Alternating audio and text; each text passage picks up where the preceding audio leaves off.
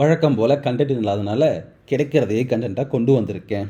இன்றைக்கி என்ன பார்க்க போகிறோம்னா, நான் மேட்ரிமோனியில் ஒரு பொண்ணுக்கிட்ட நம்பர் வாங்கி நான் பேசியிருந்தேன் மீன்ஸ் சேட் பண்ணியிருந்தேன் வாட்ஸ்அப்பில்.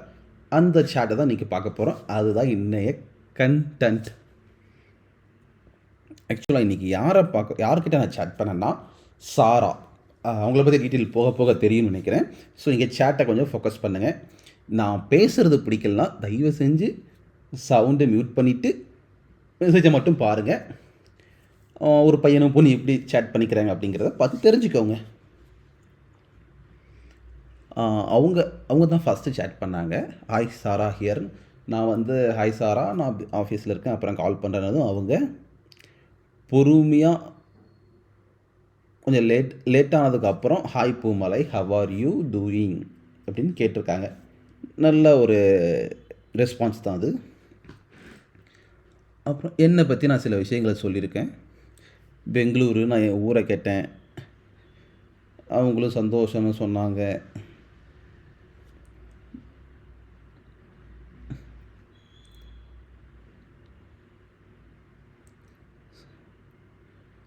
நான் வேணும்னே அவங்கக்கிட்ட ஒரு கொஷின் கேட்டேன். என்ன பர்பஸ்க்காக நீங்கள் என்ன காண்டாக்ட் பண்ணியிருக்கீங்க? ஏன்னா ஒரு பொண்ணாக பேசுகிறதெல்லாம் ரொம்ப அபூர்வம் இல்லையா? அவங்களா சேட் பண்ணது. அதனால் நான் என்ன பர்பஸ் காண்டாக்ட் பண்ணியிருக்கீங்கன்னு கேட்டிருக்கேன். அவங்க மேரேஜ் அஃப்கோர்ஸ் ஐ ஆம், அதனால தான் அப்படின்னு சொல்லியிருக்காங்க.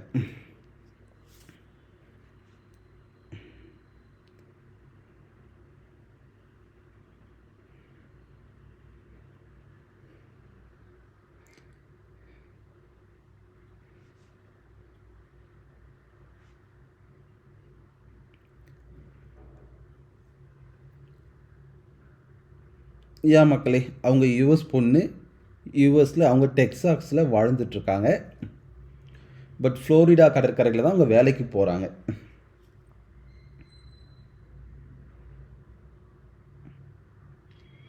காஃபி ஷாப் ஏதாவது இருக்குமான்னு நான் கேட்டேன். அவங்க அதுக்கு நியர்பை ஷாப் நியர் மீது சயின்ஸ் காஃபி இன் ஃபோர்த் வர்த்னு போட்டிருந்தாங்க. அவங்க நினச்சிட்டாங்க காஃபி ஷாப்பில் போய் அங்கே பேசலான்னு. ஆனால் நான் தான் இங்கே இந்தியாவில் தமிழ்நாட்டை விட்டே வெளியே போக முடியாமல் முடிச்சிட்ருக்கேன் இல்லையா?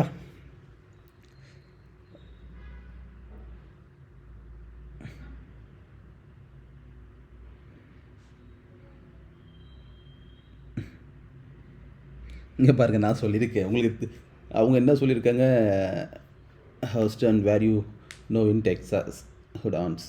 ஹுடான்ஸுங்கிறது ஒரு ஸ்டேட்டு இல்லை, டெக்ஸாஸுங்கிறது ஸ்டேட்டு, ஹுடான்ஸுங்கிறது சிட்டி. உங்களுக்கு என்ன இடம் தெரியும்னு கேட்டுறாங்க. எனக்கு ஒன்லி கூகுள் மேப்பில் தாங்க தெரியும் நான் சொன்னேன். அது கொஞ்சம் ஃபன்னியான மூவ்மெண்ட்டு தான். பட் இருந்தாலும் ஓகே சொல்லிட்டு அதை அவங்க ஃபன்னியாகவும் எடுத்துக்காம மூவ் ஆகிட்டாங்க. அப்புறம் மறுநாள் கொஞ்சம் பிஸியாக இருந்தாங்க. நான் சேட் பண்ணேன். அதுக்கெல்லாம் அவங்க நல்லாவே ரெஸ்பான்ஸ் பண்ணியிருக்காங்க. Just finish my lunch now. Movie name நான் ஒரு படம் பார்த்துட்ருந்தேன், ரோமியோ படம் பார்த்துட்ருந்தேன். ஓகேங்களா, அந்த படத்தை தான் பார்த்துட்ருந்தேன். அதை சொல்லி போட்டிருந்தேன். அவங்க திடீர்னு hi dear have are you doing கேட்டாங்க. ஒரு பொண்ணு திடீர்னு டியர்னு சொன்ன உடனே என்னால் ஜீரணிக்க முடியல.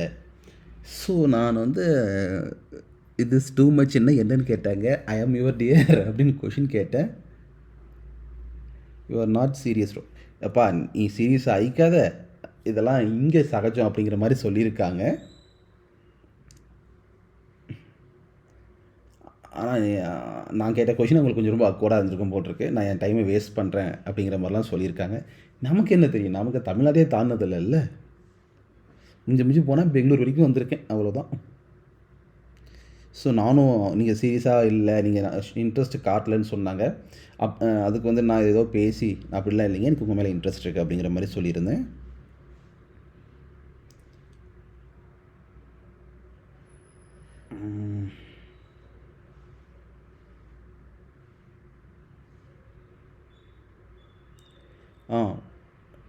இங்கே 12 பிஎம்க்கு அங்கே டைம் அனுப்புனேன். இங்கே 12 பிஎம்னு அனுப்புனேன். அதுக்கு அவங்க இங்கே 1:39 AM அனுப்பியிருந்தாங்க. அப்படியே ஆப்போசிட்டாக இருக்குல்ல டைம் யூஎஸில்.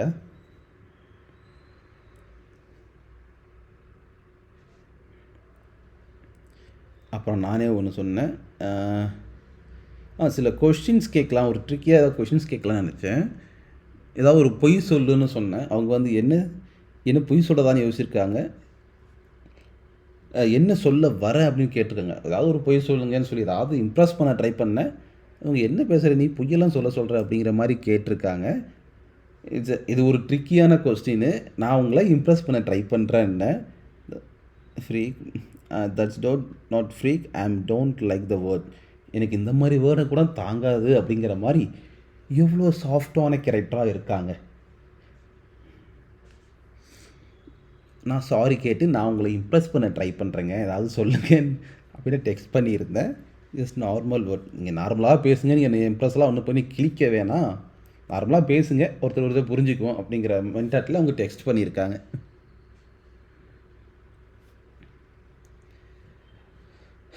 அப்புறம் ஃபைன் சொல்லிவிட்டு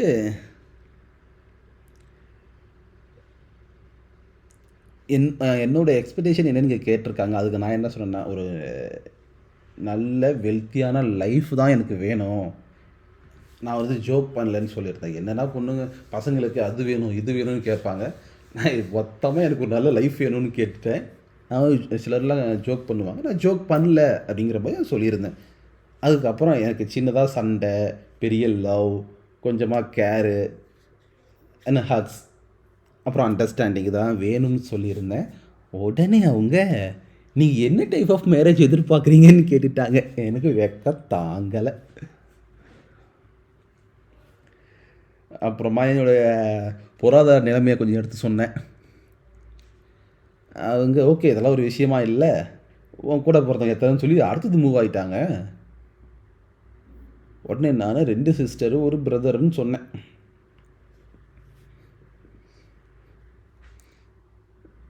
அவங்க வந்து நான் காலேஜ் படித்து முடிக்கும்போது அவங்க டேடு இறந்துட்டாங்க. அது எனக்கு புரியல. அதனால் அவங்க மறுபடியும் கேட்டேன், லாஸ் மீன்ஸ் என்னென்னு. அவங்க எக்ஸ்பயர்னு சொல்லிட்டாங்க. அவங்க ஒரு வயசுலேருந்து யூஎஸில் இருக்காங்களாம். ஸோ அவங்க கல்ச்சர் டோட்டலாக மாறி இருக்கும் இல்லையா. அவங்க வந்து ஒரு ஒரியா பொண்ணு, ஃபேமிலி வந்து ஒரியா. அவங்க யூஎஸில் போய் செட்டில் ஆகிட்டாங்க. அவங்க அப்பாவும் இறந்துட்டார்.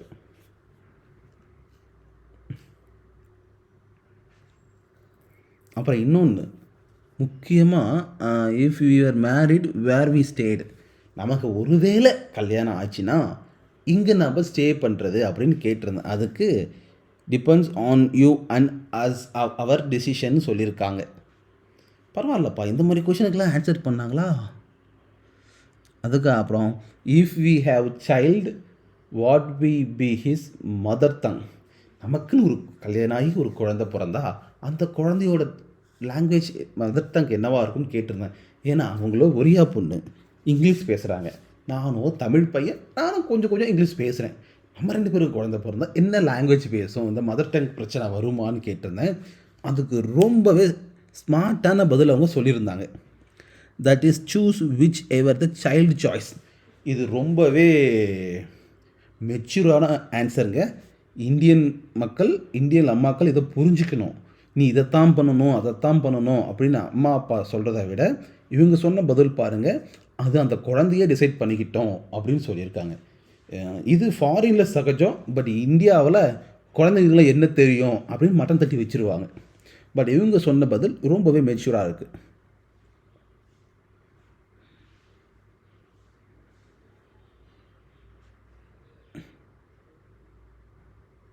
அவங்க என்னோடய சேவிங்ஸை பற்றி கேட்டாங்க. நம்ம நிதி நிலவரம் தான் மந்த்லி ஸ்பெண்டிங்க்கே பாக்கெட் மணிக்கே பற்ற மாட்டேங்குது இல்லை, அதெல்லாம் சொன்னேன். பட் அவங்க சேவிங்ஸில் கொஞ்சம் ஃபோக்கஸ் பண்ணுறாங்க. எனக்கும் சரி என்னோடய ஐடியாக்கெல்லாம் சொன்னேன். எனக்கு சேவிங்ஸில் இல்லை, இன்வெஸ்ட்மெண்ட்டில் இன்ட்ரெஸ்ட் இருக்குது, ஆனால் அதுக்கான நிலவரம் இப்போ இல்லைன்னு அப்படி சொல்லியிருந்தேன். அவங்க மந்த்லி என்ன இன்கம் ஏர்ன் பண்ணுறாங்கன்னா $23,000 மந்த்லி.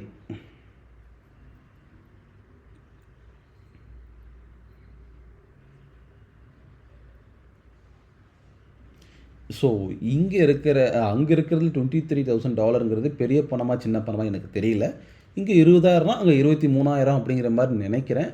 பட் இங்கே இருக்கிற விலைவாசியும் அங்கே இருக்கிற விலைவாசியும் எப்படின்னு தெரியல. அங்கே டாலர்ஸ் யூஸ் பண்ணுறாங்களா, பக்ஸும் யூஸ் பண்ணுவாங்க. நம்ம இங்கே ரூபாய்ஸ் மட்டும்தான் யூஸ் பண்ணிகிட்ருக்கோம். அது என்னன்னு தெரியல. இது ஒரு நல்ல அமௌண்ட்டாக இருக்குமா நினைக்கிறேன். அப்புறமா அவங்கள பற்றி இன்னும் சில விஷயங்களை ஓப்பன் பண்ணியிருந்தாங்க. என்னன்னா, நான் ஒரு நேவி ஆஃபீஸர் அப்படின்னு சொல்லியிருந்தாங்க. நேவியில் ஒர்க் பண்ணுறாங்கப்பா.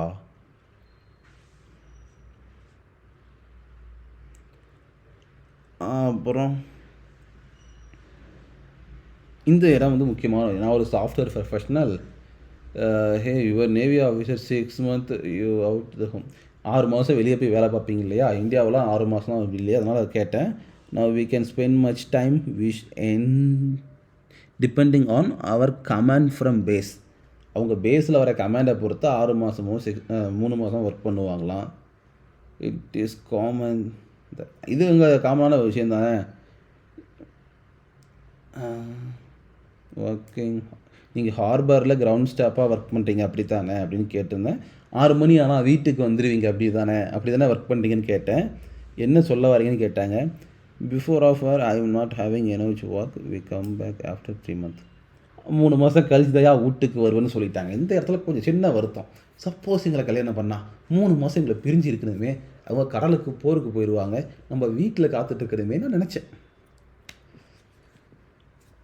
அதுக்கப்புறம் சின்னதாக ஒரு வாய்ஸ் மெசேஜ், என்னங்க நீங்கள் இப்படி பண்ணுறீங்க அப்படிங்கிற மாதிரி கேட்டிருந்தேன். மறுபடியும் சேட்டிங்.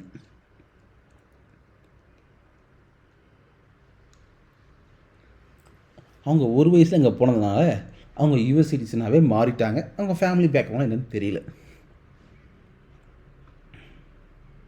நீங்கள் யூஎஸ் சிட்டிசனாக இருந்தாலும் பரவாயில்ல அப்படின்னு நான் சொல்லியிருந்தேன்.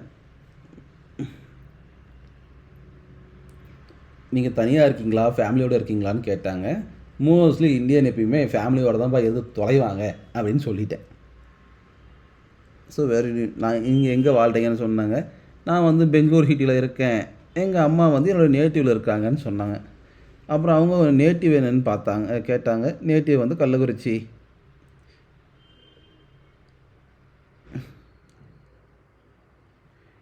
அப்புறம் இன்னொரு விஷயம், ஹே உங்களுக்கு என்ன பிடிச்சிருக்கான்னு கேட்டேன். ஓகே தட்ஸ் ஃபைன் அப்படின்னு சொல்லியிருக்காங்க. How supportive are you? So how supportive are you for who? Maybe family friends and are your life partner to be. அவங்க வந்து my family are very supported to me and my life partner I don't know. Life பார்ட்னரை பற்றி எனக்கு தெரியலன்னு சொல்லிட்டேன். நீங்கள் பொண்ணுங்களை எப்படி நடத்துவீங்க அப்படின்னு சொன்னாங்க. Previously generation give the free. எனக்கு முன்னாடி ஜென்ரேஷனில் ஃப்ரீடம் எதுவும் கிடைக்கல, ஆனால் நான் அப்படி இருக்க மாட்டேன்னு சொல்லியிருந்தேன். ஏன்னா எங்கள் அக்காவுக்கெலாம் மேரேஜ் பண்ணும்போது அவங்களுக்கு போதுமான ஃப்ரீடம், அவங்களுக்கு பிடிச்ச மாப்பிள்ளை அவங்களா செலக்ட் பண்ணுறது, படிக்கணுங்கிறது இதெல்லாம் எதுவும் கிடைக்கல. ஸோ அதனால் நான் என்ன சொல்லியிருந்தேன்னா, எனக்கு வர பொண்டாட்டிக்கு நான் நல்ல ஃப்ரீடம் தருவேன் அப்படிங்கிற மாதிரி நான் சொல்லியிருந்தேன் என்னோடய மனைவிக்கு.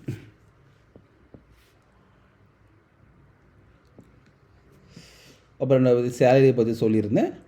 அவங்க அம்மா பாருங்கள், அவங்க அம்மா வாழ்கிறது கலிஃபோர்னியாவில், பட் இவங்க வந்து டெக்ஸாஸில் வாழ்கிறாங்க. இவங்க தங்கியிருக்கிறது டெக்ஸாஸ், பட் இவங்க வேலைக்கு போகிறது ஃப்ளோரிடா கடற்கரையில். ரொம்ப கன்ஃபியூஸாக இருக்குல்ல? கூகுள் மேப்பை பார்த்தா தெரியும். அப்புறமா ஃபைனலாக அவங்க என்ன போஸ்டிங்னு சொல்லிட்டாங்க. ஐ எம் எ லிப்டினன்ட். லிப்டினன்ட்னா கடலுக்கு வேலைக்கு போகிற முத ஆள். கப்பலை ஓட்டுறவங்கள ஸ்டார்டிங்னு நினைக்கிறேன், நமக்கு அதை பற்றி தெரியல. அப்புறம் அவங்க ஒரு மிலிட்ரி லெப்டினன்ட். ஐயோ இங்கிலீஷ் கொள்றதே. அதுக்கப்புறம் கொஞ்சம் நாளாக சேட் பண்ணோம், எல்லாம் பண்ணிக்கிட்டு இருந்தோம். Angry with me with it wrong you I know it's chilli. I was angry with you but not move on. எனக்கு தெரியும் இது கொஞ்சம் சில்லி அப்படி கோவப்பட்டேன், அதை தான் இங்கே இப்படி சொல்லியிருந்தேன். Did you forget what you said to me soon I thought you move on. அங்கே ஒரு சின்ன சண்டை. அது என்னென்னா, நீங்கள் வீட்டுக்கு வரமாட்டீங்க அப்படிங்கிற கான்செப்ட்னால. ஸோ அவங்க வந்து மூவ் ஆன் ஆகிக்கலாம் அப்படின்னு சொல்லிட்டேன். இது ரொம்ப சில்லியாக தான் இருக்குன்னு சொன்னேன். Angry with me did wrong with you. Sorry, it's not your mistake, you are the military person reason I ஆம் ஆங்கர். நீங்கள் மிலிட்ரின்னு சொன்னது கொஞ்சம் கோவப்பட்டேன் அப்படிங்கிற மாதிரி நான் சொல்லியிருந்தேன். இன்னும் அவங்க வேலைக்கு போயிடுவாங்க, நம்ம ஒண்டியாவில் வீட்டில் இருக்கணும், அதுதான். உடனே அவங்க ஏன்டா மிலிட்ரியில் இருக்கிறது க்ரைமாடான்னு கேட்டாங்க. என்ன பதில் சொல்கிறதுன்னு எனக்கு தெரியல. ஸோ நான் கொஞ்சம் வெக்கப்படுற மாதிரி வெக்கப்பட்டு சமாளிச்சிட்டேன்.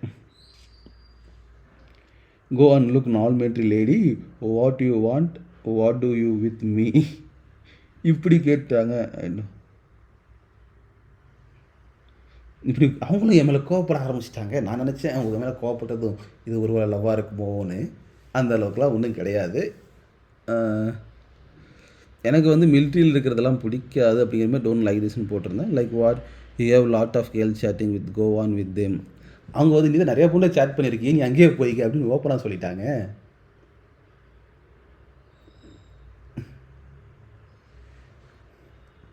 I am a military person, so we can get married. I'm sorry. அவங்க கல்யாணம் பண்ணிக்க முடியாதுன்னு சொல்லிட்டாங்க போல இருக்கு.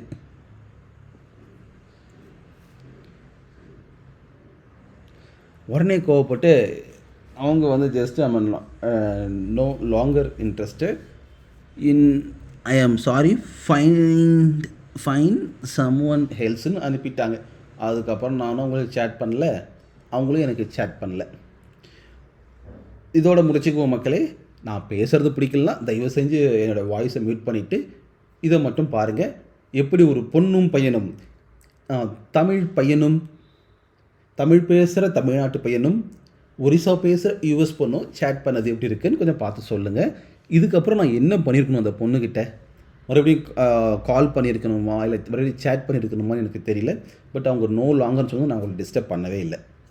ஓகே மக்கள்.